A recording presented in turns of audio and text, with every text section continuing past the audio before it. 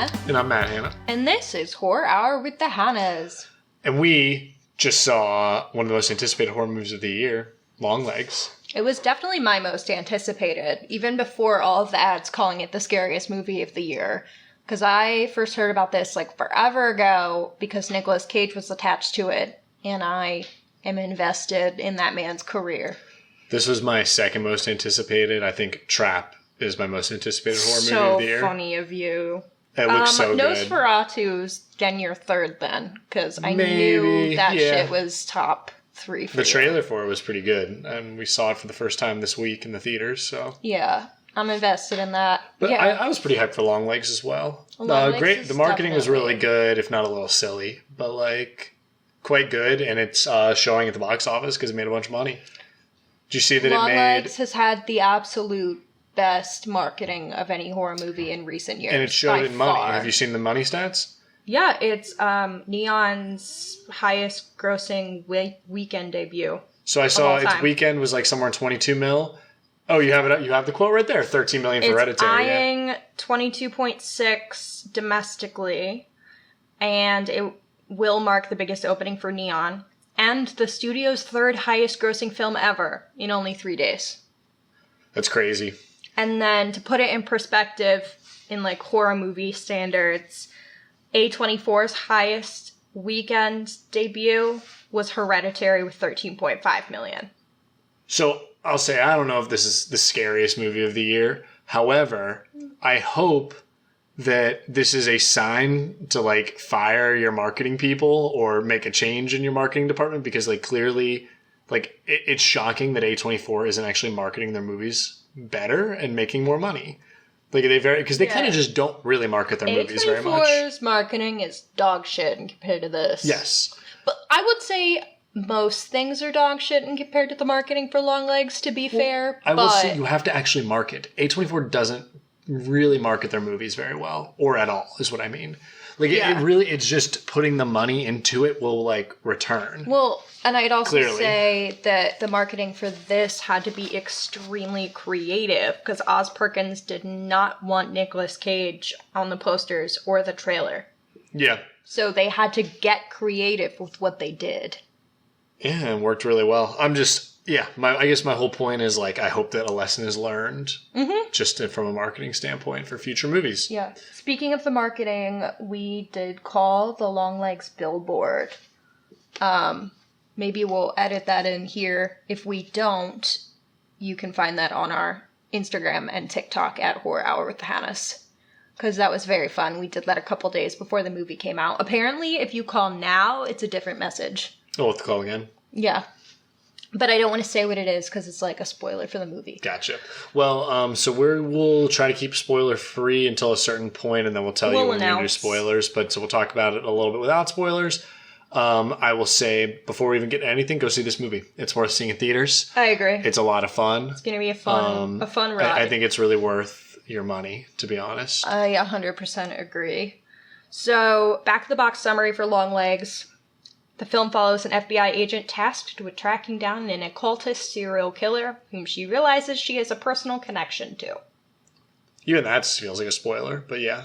Well, the IMDb one was even more spoilery. Okay. The film is written and directed by Oz Perkins. You might recognize the name Oz Perkins or Osgood Perkins because he is the son of Anthony Perkins, the actor best known for playing Norman Bates in Psycho. And also he's directed a bunch of other movies. Yeah, but like... The Black Coat's Daughter, which I've never seen, but I've heard is very good. I've heard it's very good. Well, he also, you might know him if you're not a horror girly, as David from Legally Blonde. Mm-hmm. That's how I knew him. I pointed it out to you. No, you did not. I knew exactly who you were talking about. No, but I'm saying, I was like, did you know Oz Perkins was in... Oh, okay, I gotcha. Already. Yeah. And like months ago, sweetie. You are not new. Okay, but it's starring Micah Monroe and Nicolas Cage. Nicolas Cage was also one of the producers for the film. And it has a supporting cast of Blair Underwood and Alicia Witt. Alicia Witt, for all my homies at home, was actually in David Lynch's Dune movie. She played Baby Aaliyah. Oh, that's funny. Yeah. So you wouldn't recognize? No. But good for her. a child.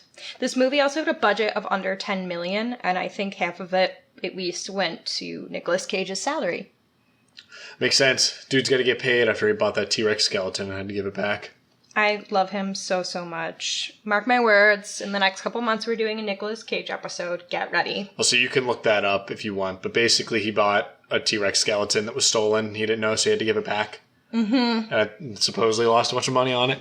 We talk about that in a different episode. Some episode with Matt Dalton. Good to know. Okay. Yeah, so I think it was basically, like our he's low on funds constantly. Horror, or childhood horror that we did with Matt Dalton. But I literally love him so much.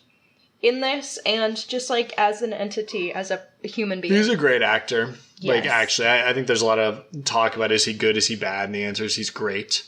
He's just been in a lot of unique. I'm just talking.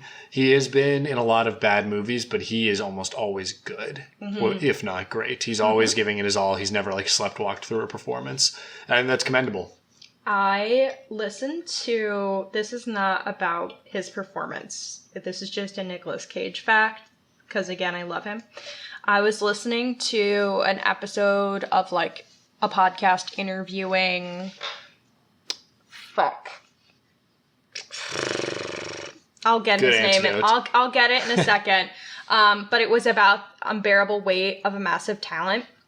And one of the actors that he actively has scenes with was like, did not recognize, it's Ike Barinholtz. And Ike was like, oh, Nicolas Cage, despite having scenes together, that man has no idea who I am. Like, one of the days on set, he just like had no idea who the fuck it was.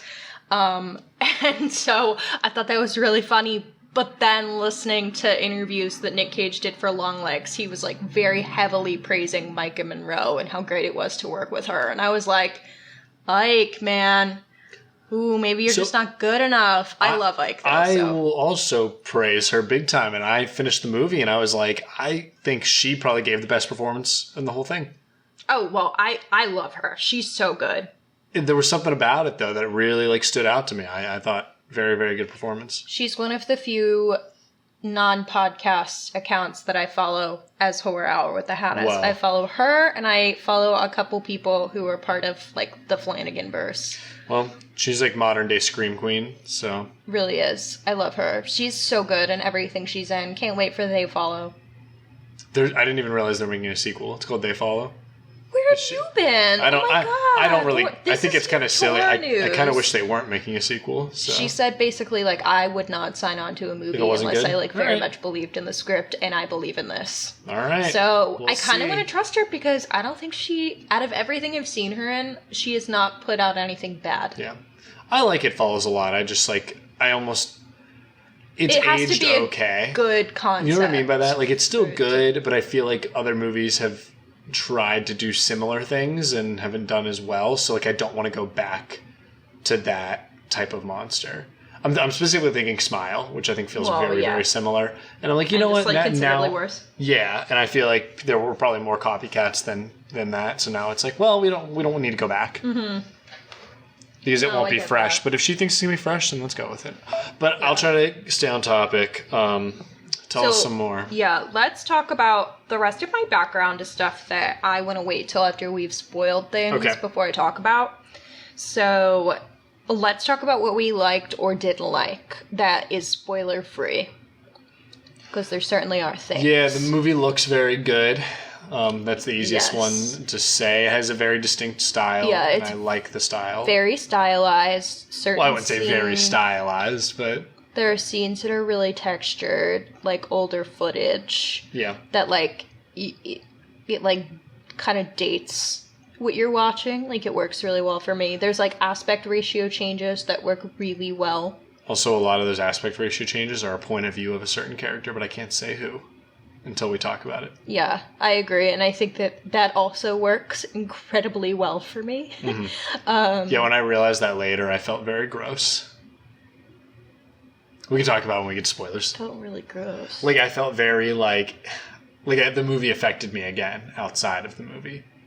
Oh, like thinking back on those specific scenes? Gross as in, like, you kind of walk out of this movie feeling kind of gross. Oh, yeah, I don't feel good. I did not feel good. I would equate the feeling that I had when I left this movie to the feeling that I had when I left Hereditary. It's very, dread-filled. Oh, sorry, we should start right off the bat. It is not the scariest movie of the year. Oh, all the marketing they did. No. It's very dread-filled, though. What is the scariest movie of the year? Oh, I don't know, but I don't think it's this. Well, of what we've seen so far, it is this, first of all. Okay. That doesn't mean it will stay that way. And it's not the scariest movie you'll ever see. Maybe that's what I should have said. Scary. I mean, it's scary.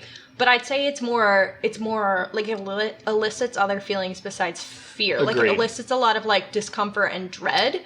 And I would say like I did think it was really suspenseful. Like my chest hurt for a lot of the movie, which for me, like it in that regard, it was scary. But I don't know. I agree with everything you're saying. My point is that if you went into the marketing thinking you were going to see like the most horrific things you've ever seen, that this is not it. However, it is very tense and very dread-filled, which is a different type of scary. But based on the way I see people react on Twitter and based on the audience reviews on like Rotten Tomatoes, clearly people don't. They had a different definition of scary. Yeah, and also they're just big babies. But that's my point. Is like the marketing, while awesome, is like you lower the expectations a little bit when you go in. Is what I would say. Yeah. But it's still very, very dread-filled and tense. And it definitely makes you feel... someone described it as that they felt like they were cursed by the movie. And I was 100%. like, yeah, I kind of like feel that. There's a lot of like grossness to it. Not gory grossness, more just like internal feeling of dread and grossness.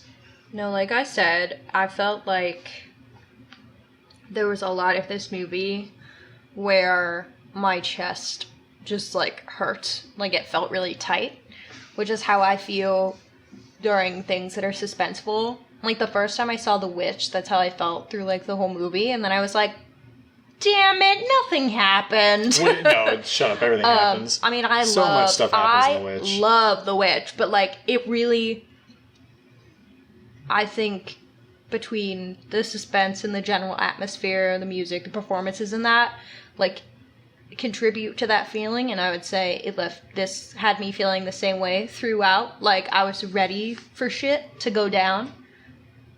I think my body was like ready for fight or flight. Like it was really in that moment, like it was in that space for just like an hour. And then I'd say at the end it kind of left me with the same like feeling that I felt leaving Hereditary. Like when I left Hereditary, I was like, oh, I might throw up. Like I don't feel good. And I would say I didn't feel it quite as severe, but that is the closest that I could compare to. I just think Hereditary's like final 15 minutes are actually truly the most horrifying 15 minutes I've ever seen in my life. And I wouldn't say that this has quite the closer. It's scarier than Skinamarink? I'm talking about Hereditary. Yeah. Because I feel like Skinamarink the scariest thing I've ever seen. But besides the point, go listen to that episode. Yeah. What else can we say without spoiling? Oh, I guess my pitch for it was I feel like it is a more personal, more evil, supernatural Silence of the Lambs. Yeah. Supernatural Silence of the Lambs. But more evil. But I would say, like, I feel like the detective plot is kind of like you're in, but it's not like what it's... Obviously, I can't say that's not what it's about, because it's definitely what it's about. But it's like, Silence of the Lambs is the detective plot. I know what you're saying. I think... And this goes to a different place. That's why I said more personal. Yeah. Yeah. But I don't know if that doesn't mean anything if you haven't seen the movie, I feel like. Yeah, well, I'm doing my best to pitch it without spoiling. You need to come better prepared for this discussion, the spoiler-free discussion. It's hard. You never are. Well, we'll just do spoilers then. Just go watch a movie. If you haven't seen it, pause the podcast, come back. Performances, really great. I said Definitely that. recommend. Yeah. Vibes-wise, I would say there's something about it that was giving... part of it, I was like, oh, is this going to go in a Twin Peaks-y direction? There's some definitely, I would say, like Twin Peaks or Lynch vibes. Mm-hmm. More of the evil stuff, though, because Twin Peaks can be very goofy and fun. Yeah, it's not the campy fun switch part. to very evil. This is mostly just very evil. Yeah. And I think there was definitely some feel of that. Although I'm still in season 3, so I don't know. I mean, based off the episode you watched last night. Last night was very surreal. This is not a surreal movie. But, alright, can we do plots and do spoilers? Because I really want to talk about the movie. So let's do our 15-second summaries. Alright, do you want to go first? Why don't you go first? Okay. Alright, go. Alright, so the Antichrist puts Satan in a bunch of dolls, and then Micah Monroe's mom brings the dolls to people's houses, and then the Satan inside the dolls takes the people over and makes them kill their whole family. And that's it. Beautiful, perfect, accurate. Yeah, that's all the spoilers. We're just gonna be for real behind the scenes tea that we already did 15-second summaries, but we messed up something and had to cut it. And Matt had a way better one, so I had to make him go first. But last time I actually tried to go first. I tried. Okay, well, you're up now. I really tried to be the bigger person. No more stalling. Go first. Okay. You ready? Go. Nicolas Cage has a classically Nicolas Cage performance, and it works really, really well here. And there's a reason he was cast. And I love him. Do you actually think it's classic? I mean, I guess there's a couple moments that are classic, but I feel like there's a lot of... like key Nicolas Cage. But yeah, he's also doing... There's a lot of moments I think actually go very against his, like, norm. And I think that makes it... Because we're in spoilers now. Go for it. Tell me. I think a lot of the... Other than the times where he's, like, singing, I feel like he is actually kind of, like, going against, and it's much creepier. He's not doing... Like, I can't tell it's him. The moments I can tell it's him is when he starts singing. No, there's a couple other lines. I'm saying for me, you don't tell me what... You don't know what's in my head. I'm telling you what I hear. I think it goes against... Which I like. I actually complain about this movie. I wish that they didn't do any normal Nick Cage stuff. I think it would have played better if it was all just I don't think we needed the singing because it felt very Nicolas Cage. But other than that, I mean, yeah, that's definitely the most Nicolas Cage of the Nicolas Cage moments. But it worked. It did work really well. I still think it worked. I just want to know if... I guess I'm interested in what this movie would have been like had... They never did any normal Nick Cage stuff because it would have been like played completely against what we expect. You know, I feel like that might have been scarier because I do think like I think the opening scene when he's like talking to her is not him. It's like, oh my God, who is this? Like it doesn't feel like him, and I feel like that was very unsettling to me. So, but that's a minor complaint. I'm just more kind of curious. But I got to read the full. I have no complaints. Okay, well, I got to do the full plot description, so I'm going to do that now. Okay. Are we ready? Okay. So, in 1970s Oregon, a little girl is approached by an erratic man with a pale white face who mentions that it's almost her birthday. In the 1990s, newly recruited FBI agent Lee Harker displays inexplicable intuition during a case, but her partner is killed in the process. Through testing, she is theorized to have possible clairvoyance. As a result, she is assigned to a decade-spanning case of a series of brutal murder-suicides involving families throughout the state of Oregon. In each incident, the father murdered his wife and children before taking his own life, and left at each crime scene is a letter with a cryptic coding that is signed Longlegs. Lee swiftly connects similarities between the families. Each had at least one 9-year-old daughter born on the 14th of the month, and the murders all occurred within 6 days before or after the birthday itself. When written out on a linear calendar, the dates of the murders form an occult symbol of an inverted triangle with one date missing to complete the shape. After witnessing a strange figure enter her house, Lee finds a birthday card addressed to her that allows her to crack Longlegs' cipher. Following a clue, Lee and her commanding officer, Carter, unearth a doll buried beneath one of the former crime scenes, and inside its head find a strange metal orb. Lee sees violent psychic flashes when they interact with it. Despite Carter's skepticism, Lee theorizes that each family received a similar doll from Longlegs, and he has been infusing the orbs with each doll with some sort of evil energy that can possess and influence those near it. Lee and Carter visit the institutionalized sole survivor of Longlegs' killings and discover Longlegs has already visited her, signing in with Lee's name. Carter grows concerned that Lee is connected to Longlegs. While visiting her mother, Ruth, Lee finds a chest in her childhood bedroom containing a stack of Polaroids. Among them is a picture of a pale-faced man, revealing her to be the girl from the introduction. Knowing now that she was visited by Longlegs, she submits the picture, allowing the FBI to track him down and arrest him. Longlegs expresses his desire to see her, and in the interrogation room tells her that he serves the man downstairs. He tells Harker to question her mother's involvement in the crimes, muttering "Hail Satan" to himself before violently slamming his face onto the table, killing himself in front of Lee. Lee drives to her house with fellow FBI agent Browning to confront her mother about her connection to Longlegs, but Ruth, her mother, murders Browning with a shotgun. When Lee tells Ruth Longlegs is dead, she shoots the head off the dolls, resembling a young Lee, causing Lee to lose consciousness. It is revealed that Ruth has been Longlegs' accomplice ever since Lee encounter with him. Longlegs returned in the night to attack and subdue Ruth, forcing her to make a choice. Let her daughter be murdered as part of the ritual, or to do his bidding to spare her. She complied, leaving Lee to be the missing birthday on the triangle. Longlegs has lived in the Harker house basement ever since, creating dolls he would infuse with Satan, and then Ruth would pose as a nun, delivering a gift from the church to bring the dolls into the family's homes. Awakening in the basement, Lee answers the phone to hear "You're late for Ruby's party." Realizing Agent Carter's daughter, Ruby, has her 9th birthday that day, and that the Carter's deaths would complete Longlegs' triangle, Lee races to intervene, only to discover that Ruth had already delivered the doll to the family, who are already possessed. After Carter murders his wife, Lee shoots and kills Carter to protect Ruby. Ruth brandishes a dagger and praises Satan, and Lee is forced to shoot and kill her mother as well. Afterwards, Lee attempts to shoot the doll, but her gun won't fire. She tells Ruby they need to leave, but remains frozen in place, staring at the doll as Ruby, emotionless, waits behind her. And that's it. So, this movie, like we mentioned, has been frequently mentioned in contention for scariest movie of the year, if not the scariest. Like we said, it's not as scary as all of the press has been making it out to be, but I will say I had 3 highs. It was a very packed theater, so I kept my screaming to a minimum with a strong 0, but I think had I watched this at home, I would have at the first Longlegs face reveal. Because it's in that opening scene or I don't think it's on the opening scene, but it's like when one of the flashbacks to the opening scene.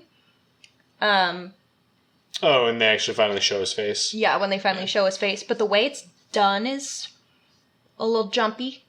And I literally hid so severely that I was probably a centimeter from smacking myself in the face. I was so close. And I looked at Matt Dalton, who was like making this like panic laugh and weird face. And I said, "Are you laughing at me? Or is this a panic over the movie?" And he was like, "I'm talking about the movie, dog. This has nothing to do with you." So we were both like very much reacting to that. And like I said, definitely felt tense a lot, but did want to share the official scream and hide count before I forgot. I had no hides or screams, but I will say I felt weird for multiple hours after seeing the movie. So that counts for something. Yeah. It worked. And I still thought about it a couple days later, so. I mean, I'm still thinking about it. I'm trying to, like, fully figure it out. Like, I understand textually what happened. I'm struggling a little bit more thematically on that. Part of it, I think, is very easy. Part of it, I'm not so sure beyond his interviews, but I don't necessarily know how I connect them to the film entirely. Yeah, I think textually there's still some arguments, too, that can happen. So can I talk about that a little bit? The textual part before we go thematic? Yeah, do that. And you also have more background? I have more background, but go into that since I already mentioned. No, so I walked away and I said, okay, I think Longlegs is the Antichrist. And then I thought I was the only person saying it because I looked it up and no one else was, but then someone on TikTok I saw said it as well. So there's at least 2 of us out there that think this. Okay, but that's not, I don't know. What? That is textual. What? I don't think his title is what matters textually. Oh, no. Means, well, but yeah. You didn't let me finish. Okay, go ahead. So, no, I think that he's bringing about the end of the world. I think this is Revelation, and I think upon completion of this final killing, Satan's going to return and the world's going to end. So that was kind of like what I took away, and that's like why he was doing all this. So I think, and there's you didn't get this from the plot description, but if you've seen it, there's multiple messages about Revelation. All of the notes he leaves kind of like tie into that, and there's a lot of indication of the end of the world, specifically Revelation and Satan's 10 heads and whatever showing up. "Stood upon the sands of the sea" is something that's written in her birthday card, which is a reference to Revelation 13:1 from the Bible, which reads, "And I stood upon the sand of the sea, and saw a beast rise up out of the sea, having 7 heads and 10 horns, and upon his horns 10 crowns, and upon his heads the name of blasphemy," which is like the Antichrist coming Yep. So I see this. No, that's Satan coming, not the Antichrist coming. Antichrist comes first.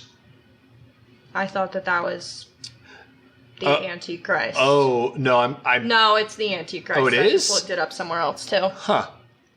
Well, I still think Longlegs is basically the Antichrist that's come in, and he's here to spread Satan via doing all these killings. And so, obviously, in the dolls is actually like a piece of Satan himself that is, once invited into the home via the dolls, able to take over the families and force the killings to happen. Mm-hmm. Is that how you see it? Yeah, I think without, like, specifically labeling him in the Antichrist, I still, like, because at first I was being dumb and I was like, I don't understand the difference between the Antichrist and Satan. And then I'm like, the Antichrist is just basically Christ, but for Satan. Yes. Like, that's why it's the Antichrist. And Hannah, you dumb shit. he's like the hairbringer of Revelation, I thought. Or like the end times. Yeah, I was being a little dumb. So that, I didn't necessarily be like, he is the Antichrist, but yeah, like he is spreading Satan's message, or as he refers to him, like besides the very end where he says, "Hail Satan," the rest of the time he calls him the man downstairs, which is very obviously Satan, or the devil, or whatnot. And I thought that was pretty clear. There's a couple references of like 666 and all that jazz. I will say either way, I just don't think Nicolas Cage is an ordinary human or Satan worshiper. Like it feels that because he's able to like put this piece of Satan in the dolls that he has to be. That's a lot of power for just a dude. Yeah. I feel like he has to be like part of Satan, which is why I assumed Antichrist. Yeah, I think at first I was like some sort of Satan worshiper, but I can definitely see it being more than that. Like, a regular old Satan worshiper isn't making people follow them and do what they say in the way of how he manipulates mom. Like, what do you think about my take about how the end of the world... Oh, wait, no, it might not happen, though, because she saved Ruby. Maybe she prevented. But she doesn't necessarily save Ruby. True. We have no evidence that she saved Ruby. According to Micah Monroe, she said her interpretation of the end is evil isn't going anywhere. That's just the reality. There really is no end. There you go. So I think she interprets maybe not necessarily 100% what you said, but yeah, evil is not gone. Yes. Never is. So that's what I was going to say textually. Do you want me to also talk subtextually what I think? Let's get into that a little bit later because I want to do a little more background. Good. So, many of Longlegs' encrypted messages contain misspellings and poor grammar after being decoded, which pays homage to the Zodiac Killer, who also had a lot of typos, which made decoding his messages extremely challenging, which I thought was really funny.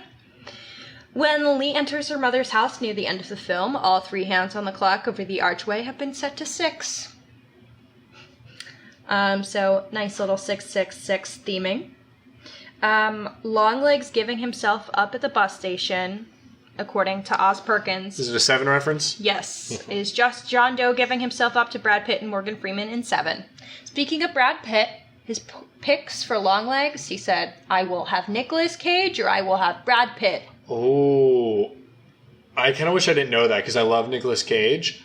I really like the idea of Brad Pitt playing this character just because of 7. Yeah, I do love that. But no, I don't want to be upset. So Nicolas Cage was very good. Also Brad Pitt's a very good character actor. Yeah. And so I feel like I'm a little sad that we didn't get to see that, but it's fine. I kind of wish I didn't know.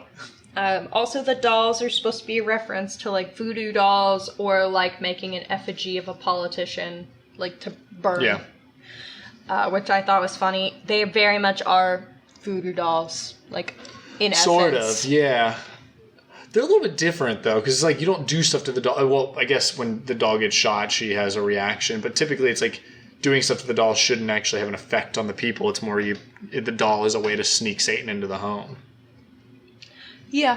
Yeah, I mean, it's different, but it's still very much, like, inspired by that, which I thought was cool. And then the final fact, which I think people might know from some of the more recent marketing, is that Micah Monroe is kept completely in the dark over Nicolas Cage's transformation as Longlegs and had never seen him in character until they shot their first scene together, which also happened to be his final day on set. He was only on set, I believe I saw, for 4 days, but that feels wild in. But during filming, she had a microphone on her shirt, which managed to capture her heartbeat. And they ended up using that in some of the marketing for that scene, like showing that scene, because her heart rate went from 76 to 170 when she walked in the room and saw Nick Cage. And she said it was insane. It was absolutely insane. As you know, he completely transformed. There's no trace of Nick in there. His voice, his mannerisms. He was very method on this, so it was in character, and it's a very disturbing character, to say the least. Which I loved. I heard he also would come to set, and he would talk to Oz like, I am Nick, but then to everyone else he was like, I am Longlegs. Leave me be. And I love him. I love him. Yeah, he's good. He's very good in this. So those are my fun facts. I loved the fun facts. Yarp. Okay. Also, in an interview, since you're not saying anything, I'll just keep going. And word vomiting. Oz Perkins was talking about the dolls. And he said, "You fucked up and let him in. You didn't have to sign up for it." Wait, I don't get it. What the people when they bring the dolls? He's like, "You let them in. Like, it's your fault that it happened. You let them in." That's funny. I thought it was really funny. Some of the his interviews, he's so sassy, and I do love that so much. We love sass. Yeah, we'll have to watch some of his other stuff because I've like definitely heard of it, just never got around to it. Yeah. I am very interested since I did quite like this movie. I feel like he does have a lot of style to him. I really like how a lot of the scenes were shot, like where the camera was placed and all that jazz. So, yeah, I'm really intrigued and really invested. We know that 2 movies that I think I gave a 10 out of 10 on this podcast were both The Silence of the Lambs and Seven. So, this is definitely up my alley. And I will say I really enjoyed... I feel conflicted on this movie because I really enjoyed all of it, but I do think I enjoyed the first half a lot more. Mm-hmm. Because I really was having a lot of fun with like the FBI stuff, especially with like, she's an FBI agent and has some like clairvoyance. Like, this is awesome. I will also say I was pretty much hooked the second her partner got shot in the face after she was like, that's the house that this The second she said that's the house, and he was like, why do you think that? We just can't call in a tip for no reason. And she's like, no, it's just like, that is the house. I was like, I'm so in. Well, I'm so in. It was once he got shot in the face was when I was like, I was hooked. I was in about a minute beforehand. So I really liked that idea. I didn't really expect it to get as like personal to her.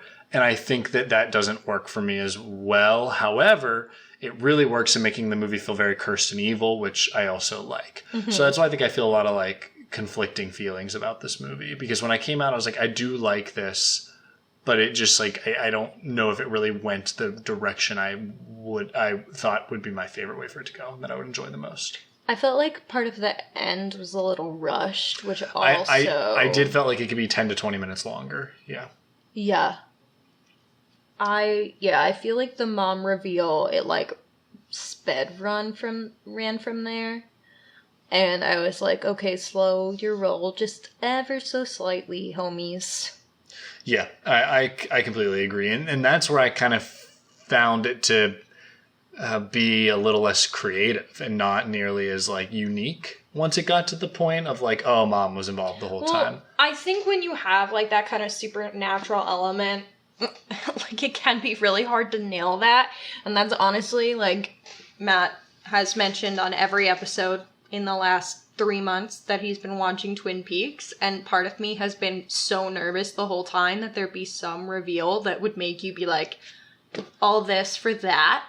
And I feel like that hasn't been the case for you. Like every Twin Peaks, plot point has stuck the landing, and very much this was just like, it was like a gymnastics move where, like, you land, but you take a step back once you land. I do feel that. I feel bad criticizing because there's a lot of, like... It was just, like, the mildest stumble, but still a little bit of one. But I'm very, very impressed with the way this movie could make me feel still and after. And so, like, maybe you win some, you lose some in this situation. It's hard for me to, like, pinpoint exactly what I didn't like, but there was just a moment in which I felt like I have seen this before, where I felt like up until that point, I was pretty enthralled and found it to be very unique. Yeah, I felt the detective subplot with the supernatural was very unique. So interesting and actually, it's very similar to Twin Peaks, but yeah, still quite unique. Yeah, and I think the idea of just inherent evil existing is very Twin Peaks as well, which I like.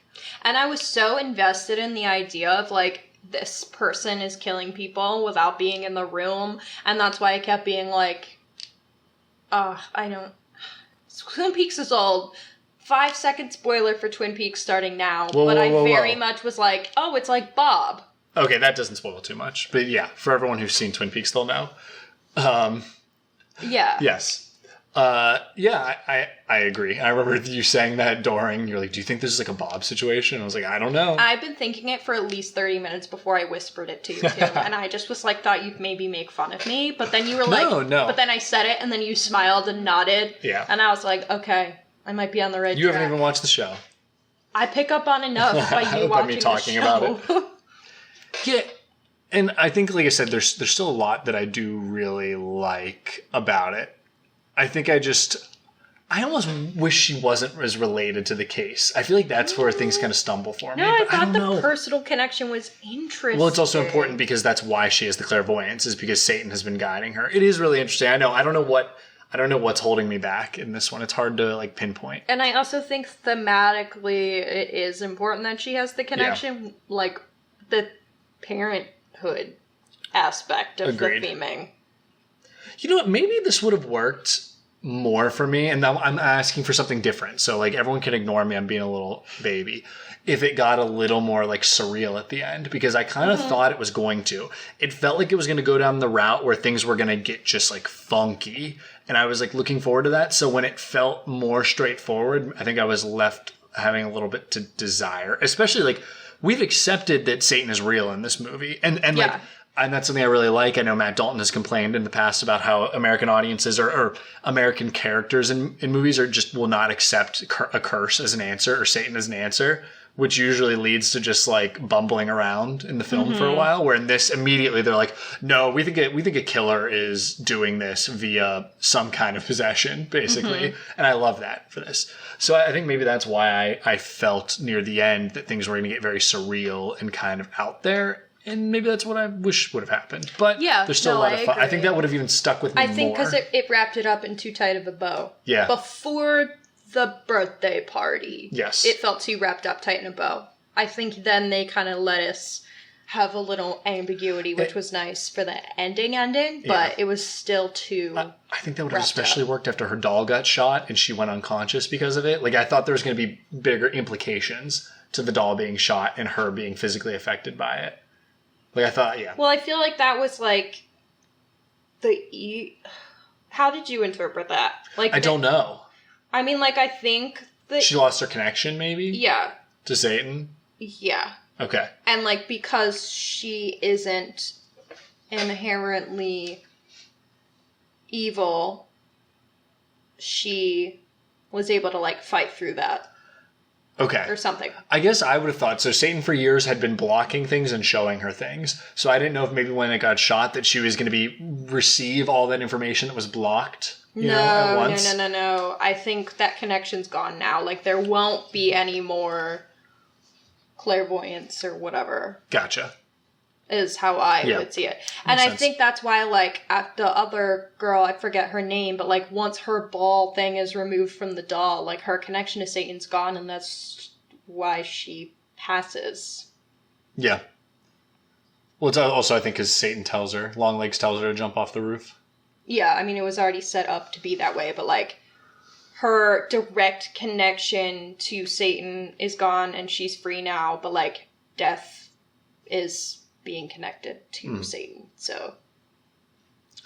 I was going to comment one more thing about this. I really loved all the shadows. Like, clearly, like, Satan was always lingering. Evil was lingering in the movie, like, hanging out. And you see the shadows that were kind of out of the corner of your eye in the back. I thought that was cool. Also, holy hell, the dolls under the sheets. With the eyes sticking out. They very, very scary. What the nun wishes the nun looked like. Yeah, it looks way better. This is, that shit is sinister as fuck. I'm honest to God surprised I did not have nightmares with that. There was some very fantastic scary imagery in this movie. Yeah. For sure. And I'm just gonna call myself out here. I'm one of those people who doesn't have pictures in their brain. I only have words. So unlike some of you special people who get both, you brats, I'm kind of jealous. Yeah, mine is like the Skyrim inventory. I can like rotate objects in my head. Well, and Matt Dalton, the actor, who we've mentioned multiple times here, who we saw the movie with, only has pictures. He does not have words, which is buck wild to me. I thought he only had words. No, he only has pictures. Me and Alex, who was on the Shutter Island episode, only have words. Well, everyone think about it. She's the only person I've pulled. Dude, I can close my eyes and see a 3D apple and rotate it around. Absolutely in my brain. not. But the reason I'm saying this is because even despite not having pictures, if I close my eyes right now, I could still manage to see that. Okay, then you do have pictures in your brain. But like that's as graphic as they get. Is like a shape. Okay, all right. Well, like if you told me to close my eyes and see blue, I can't necessarily see blue. That's weird. No, right now I'm seeing brown. My eyes are closed. I'm seeing Of course you're seeing brown. It's about imagining, though. I can picture what blue looks like. I can think of what blue looks like. I can't. I don't have anything. You don't know what blue looks like? I know what blue looks like. Look at my shirt. But I don't have it. Oh, you look at my shirt. I know what blue looks like. I'm close your eyes. Can you think of the color blue? I can think of the color blue. I can't see the color blue. I think you don't understand what the question is. Of course, I see the back of my eyelids. I know what I'm seeing, but I can go beyond that. I can't really go beyond that, though. I don't actually see blue, but I know what blue looks like. I can't explain it. I don't know. Maybe I'm just not. I can imagine what a phone looks like and rotate and see both sides of a phone in my head, but I don't actually see it. All right, this is a funny argument. Not argument, but I think that you don't understand the question. Maybe I don't. Maybe I don't understand the question. All right, let's move on here. Though I feel like I complained when there's a lot of stuff I really like. That was just like something that I couldn't put words on before. So the movie's good. It looks good. We told you the performances are good and the story is pretty entertaining. So let's talk about themes. Okay. Yeah. Right. So I mentioned like parenthood, motherhood, whatnot.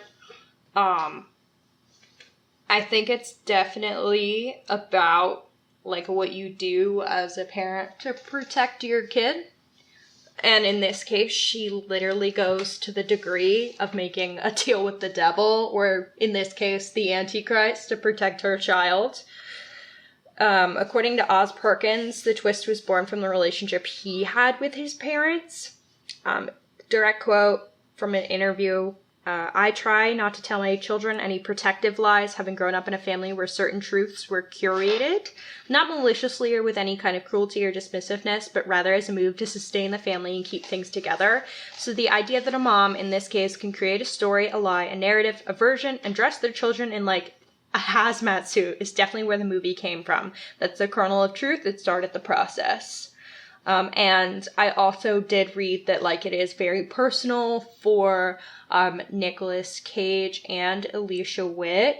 I don't remember her full story, but I know Nicolas Cage based his performance of Longlegs actually on his mom, who... oh, that makes it way scarier. Yeah, two things that I saw referenced was that I know she did, like, struggle with mental health concerns throughout her life, so... I think that was part of it, like the actual performance. And also, I think she used to, like, use lotion on her face that made her kind of look that way. So, but yeah, he said that having her experience, like, a lot of mental health concerns and at points was, like, receiving ECT and, like in inpatient facilities, he said it like gave him a bit of empathy towards like some of the characters' experiences. Is there anything else to go along with that one? Because I see it a little bit, but I think it's kind of small because it really is just like mom. But I guess that is kind of the backbone of the story. Yeah, the backbone of the story is what mom was willing to do for her kid. Like, she's literally, and that's why I think she has literally turned to this point of being like a hoarder. And I kind of imagine that wasn't the case Micah's whole life, like Lee's whole life. And when we see the house when she's younger, it doesn't look like that. I think she's gotten to this point where she's like she has such severe fucking anxiety. And you could tell that from over the phone that, like, something's kind of wrong with mom. And I do think it's coming from this place of, like, having to do horrible things to protect her kid. But yeah, I don't think that that's, like, a huge theme. And that's why I said the other theme, I see that one much more clearly, even in small ways. But I think the other theme that we'll end up talking about primarily is harder for me to, like, fully connect to. And that one is Christianity, right? Yeah, so do you want me to read the quote from... No, I'm going to cue you in when I'm ready for it. Okay, go ahead. So, I had kind of taken away after reading that quote, which I guess here, now I'll cue you in. So, what did Oz Perkins say? You're such a dumb shit. You're so dumb. I should have read it. Okay. He was doing an interview, and he said... Hold on, Oz Perkins. Yeah, Oz Perkins was doing an interview. The director of the movie and writer. Okay.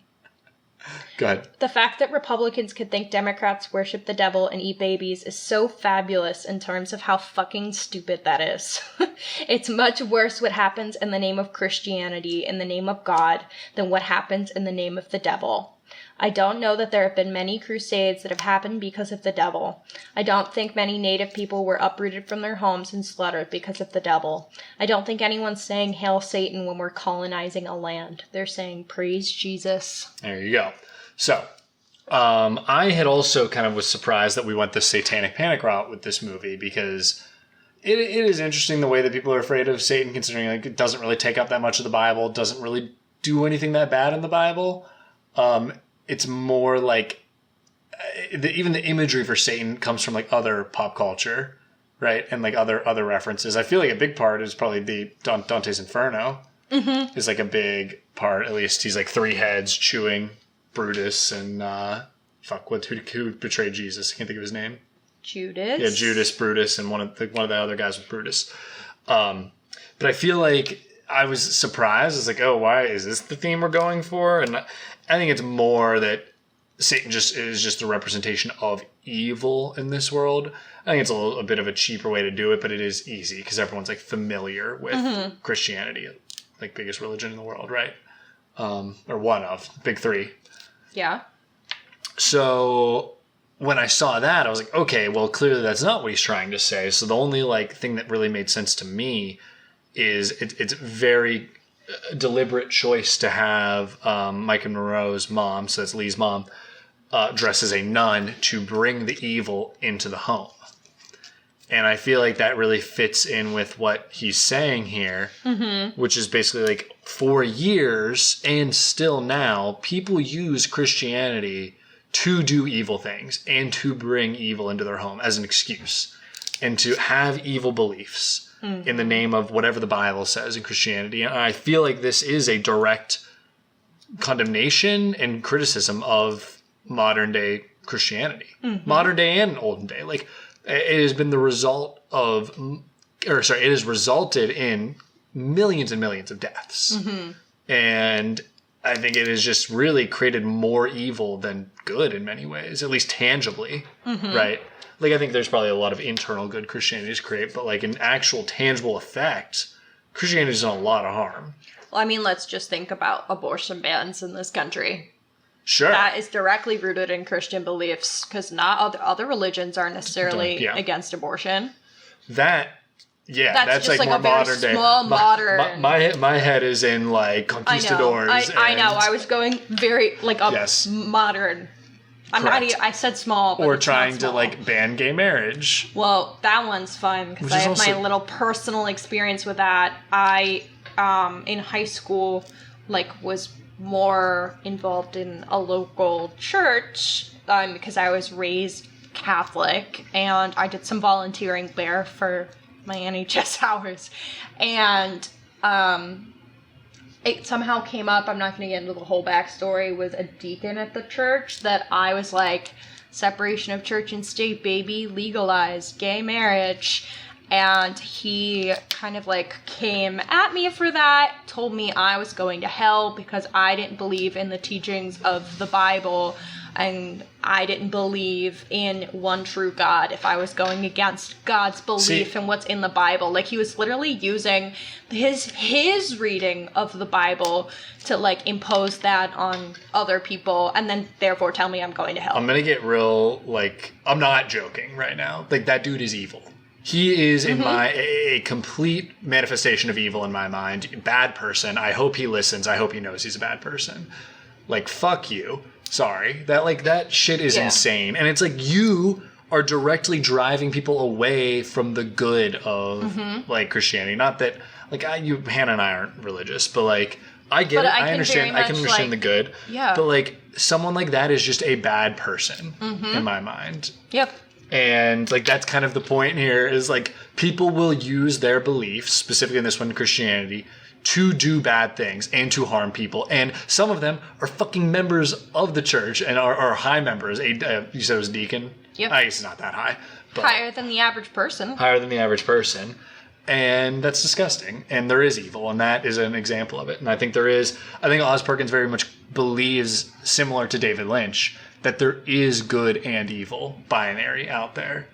I don't know what exactly I believe, but, like, this movie definitely makes me walk away being like, oh, there is real evil in this world that is just incomprehensible. And that's why I think I felt so gross. When I was on the way out, it was like, oh my, like, makes you come to terms with that. Yeah. And that's where I think this movie is very, very, very successful, is in reminding you and warning you of that evil. And it's not Satan. Satan's not done shit. It's just people. Yeah. There are evil, evil people out there and evil forces. And governments that slaughter millions of people, like our own, you know? USA, baby. All right, that's my rant. All right, took care of that What else? What else do I have to... You know, though, I just watched Twin Peaks Season 3, Episode 8, which is a very famous episode. Hold up. And I will say, I hope Oz Perkins can start going more the route of what Lynch has done, because I think that David Lynch, who's much older and has much more time to figure this out, nails that idea of connecting the evil back to the evil of man a little bit more. Specifically in that episode, the nuclear tests being a big link to evil. And I think that's just very genius. And I hope to see... I want Oz Perkins to do more. I want him to grow and get better. And I think he will. Yeah, I mean, he doesn't have too many films under his belt, and he's pretty young, so he's definitely young, got some fucking time. He's like got the sauce, is what I would say. He's on there. I just don't... And I think this is very good. I think that he could do better, I guess, is what I'm saying. You know, sometimes you watch a movie and you're like, I don't know if they can do better. Like, this is, you're like, in a good way. And it's like, you just crushed. Like, I'm sorry. Like, it's hard to compete. This one, it's like very good. I want to see what's next, because I think it can get better. So. And with that, like, I'd still say I really like this movie. I'm very excited for a second watch, because I think this movie will really reward a second watch. And maybe we should touch back on one of these. Maybe we should take 5 minutes in episodes to touch back on a movie if we ever rewatch and say, we were wrong. We're changing our rating for these reasons. I've done that. Yeah. I might with this one, because I could just be being a little baby, which I've said before. Yeah. Like, it could be being a little bitch. Do you want to just do ratings? Because I feel... Yeah. Actually, no. Or do you want to do... Oh, we should probably do, like, favorite scenes, hot takes. I have my favorite scenes. And I think that this is probably why I feel the way I do. And I need to preface again, I really like this movie. I'm complaining about little things because I felt a little empty in some areas. Mm-hmm. I still really like it. My favorite scene was the scene where early on, not the opening scene, which everyone loves, the first scene with Micah Monroe where her and her partner go to solve a case, and she's like, that's the house. And the guy opens the door and immediately gets shot in the face. Scared the piss out of me. I was like, I felt my heart sank. I felt like awful and was like completely just taken into the story, and I kind of wanted more of it to feel like that throughout. Mm-hmm. And I didn't. That's okay. I don't know if that would have made a better movie. Probably wouldn't have. But that was a scene that really like hooked me and kept me in. So what was your favorite? Okay, well, I'm gonna be the cliche. I'm gonna say the opening scene, but also how, like, when it repeats, how it, like, the narrative, like, adds to it. I have to say something about the scene when you're done. Oh, go ahead. Oh, I said earlier about the perspective of the 4x3. A lot of the times it's from the doll's perspective, which is supposed to be like Satan's perspective. And in that scene, the car... Oh, yeah. Do you feel gross now? Oh, no. no. Yeah. Not all of it, but a lot of it. In that scene, it's not shot from the driver's perspective. It's from the passenger seat. Because the doll would have been sitting in the passenger seat. Oh, no. I did not put that part. Oh, no. You like the scene more now? Oh. But obviously later when it like is doing reverse shot of those two, it's not the doll. But I kind of... But I'm pretty sure that scene was from the passenger seat, from what I remember. No, yeah. Oh, no. Well, I really like with the opening scene how like you only see part of his head. Because it's kind of like from you see his mouth, like she's tiny. So it's like where her vision would be. Unless she's like looking full up. Yeah, I like how they don't show him and then they do the reveal later. And I just think the way that it adds on to that scene later in the film is really well done. Scariest scene for me, I think I would go with when she's in the house and she hears something outside and then she sees him outside and then she goes outside and then she sees him inside in the window and then she comes in and there's the letter. That scene was tense as fuck. I agree. That was a good one. I was like, I can't do it. I wanted to say a couple more things about the camera work that you made me think of. Yeah. So camera work in this is great. So there are a lot of shots that are in the 4x3 or a lot of that are from the doll's perspective or like Satan's perspective, which we know the eyes are always like watching in that, which is very unsettling. There also is not a lot of dynamic camera movement in here. It is either tracking shots or still shots, which gives you the feeling of surveillance, like someone is watching. And so there is always this feeling of like voyeurism and something is being watched, which I think is very much on purpose because like Satan, evil is in the house and is watching. And like she is connected to this evil that is watching her and knows like everything she's doing. I think that's really cool. I think that's very talented. And like I said, Oz Perkins, very talented filmmaker. So, okay. I have a terrible take. Wait, I had it up. I have one too. It was just a Letterboxd review. He gave it 1.5 stars. Okay. And boo. Don't agree. I think that's a little low. A little. That's low. Very low. That's a 3 out of 10, dude. So he basically said the movie is all artifice with no depth or dimension. There is no attempt at characterization beyond whoa, how evil. Or, oh, damn, they're so haunted. Who are these people? What do they care about? What do they feel? Doesn't matter. Ooh, creepy and dark. It's just generic procedural hokum, moving through the motions without any momentum or spark of creativity. I don't agree with that in the slightest. I think just because they're not saying, here's how the character feels, doesn't mean it's not there. And I think my counter to it is basically every scene with... what's her name? Lee talking to her mom. There is a very real sense in like how this girl feels and like what her life is like and like why she does what she does. I feel like I can gather all of that from these discussions she has and from the way that she carries herself. Yeah. And then I think it gets even more textualized when she goes and you meet her mom and the house is completely destroyed and there's the hoarding stuff everywhere. And mom's asking her if she's saying her prayers and all this stuff. And it starts to really like kind of, you start to understand this character and you're kind of like drip fed that information. So I think to say it doesn't happen at all is a little silly. Side note, when she asks if she's been saying her prayers and she's basically like, no dog, I've never said my prayers. And mom laughs. Looking back, that's such a funny It's also funny that mom is saying say your prayers while also serving like the evil. Well, there's a reason why her prayers scare her because her connection to Satan. Yeah, interesting. I think that's so interesting. Okay, my terrible take is this tweet that I saw. You know that Viola Davis gif where she picks up her purse and like rolls her eyes and looks away? They said, me leaving, #Longlegs, the scariest and creepiest movie of our decade. And then they said, 0 out of 10, boring, not scary at all. I was fighting for my life, trying to stay awake. The advertising definitely made me dislike it more because I was wanting horror in all caps. Okay, first of all. Skill issue.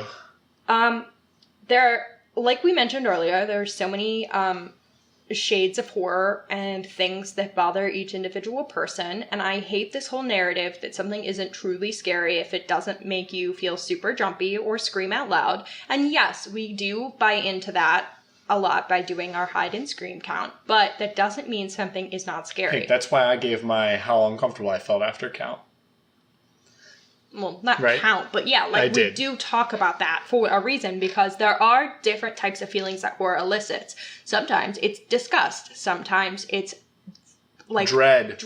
There are different types of feelings that come with horror besides just like startle. I mean, some of these people are just one-dimensional people, you know? They don't have feelings. Yeah, I think people sometimes look for startle when they hear it's a very scary movie, and that's not all that scary movies are. So first, shut the fuck up. That's why I will classify Seven as a horror movie. The trend is real, dog. It makes me feel horrified. Yeah. Also, on that, I would say not boring. I literally don't understand how you go watch this movie and be bored, quite frankly. I found this movie really... That's why I'm saying skill issue. Yeah. And creepiest, I will actively say, like, maybe if you don't find it the scariest, fine. It's up there for creepiest, though, dude. Those are different words. It feels very cursed, as I said before. Yeah. You feel like you walk away just like feeling messed up, which might tie back into why I wish it got a little more surreal and fucked up at the end, because I would feel if we went like basically the movie went into the Ring footage near the end, I would have felt very cursed walking out. Yeah. Either way, I did not walk out rolling my eyes a la Viola Davis gif. Okay, so let's do ratings and close this bitch out. All right, I'm ready. We've reached an hour. Go ahead. I'm gonna give it an 8 out of 10. Okay, that's fair. Is that fair? It's good. I think it leaves some to be desired. I think that there's a good chance my rating would go up on a second rewatch. Yeah. Which is, I don't love when a movie is like, I like when a movie rewards a second rewatch. I don't love when it feels like I need to watch it a second time to actually truly enjoy. I think a movie should stand on its own on first watch. I think it did if you're giving it an 8 out of 10. It did. I'm just saying... Sometimes I think I get a little frustrated where I'm like, all right, I have to watch it again to really Yeah, but that's not the case here, so let's move on. I think I originally walked out of the theater being like, yeah, an 8 out of 10. And now, talking about it, part of me wants to give it like an 8.5, but I don't know if that's too high. Either way, net positive, did really like. Give it a score. I just said... I thought an 8 originally. After talking about it, I think 8.5. 8.5? Okay, there you go. I thought you weren't committing to it. But if I rewatch it, I'll let y'all know which one it really is. I do feel like it might go higher upon rewatch, especially because you have less expectations as well. Yeah. I think that they did create very, very high expectations, and maybe had I known nothing, it could have been like a 9 or a 10. Yeah. You know, like it's just because you feel a certain way, it's hard not to get around those. Mm-hmm. And I'm sorry, we tried our best, but we're human. Yeah, I'm really a piece of shit when it comes to expectations for things. If I have a high expectation, I'm going to hate whatever it is. That was like the first time I ever saw Get Out. I had way too high of expectations. I still liked it, but I was like, oh, that was it? It was a weird feeling. I think that's why we've liked the other movies, like, are more, like, we liked them as much as we do now on first watch because we didn't have the same level of expectation going into them. Yep, agreed. Well, all right. I think that about covers it. I would say very much big thumbs up. Go see Longlegs. You should go watch it. It's my top 3 of the year so far. Wow. Wait till Trap comes out. Number 1, baby. I said top 3 of the year so far. I know. That was the joke. So far. I also thought, yeah, that's what I'm saying. Then when Trap comes out, it's going to go up to number 1. That's what I'm saying. I don't feel confident in this. Me neither, but I think it's a funny bit. All right, bye, everyone. Bye. Thank you for listening to Horror Hour with the Hannahs. Make sure to listen to future episodes on Spotify, Apple Podcasts, Amazon Music, iHeartRadio, or wherever you can find podcasts. You can follow us at Horror Hour with the Hannahs on TikTok and Instagram for more content. If you like the podcast, please follow and leave a review on your favorite podcasting app. Happy hauntings!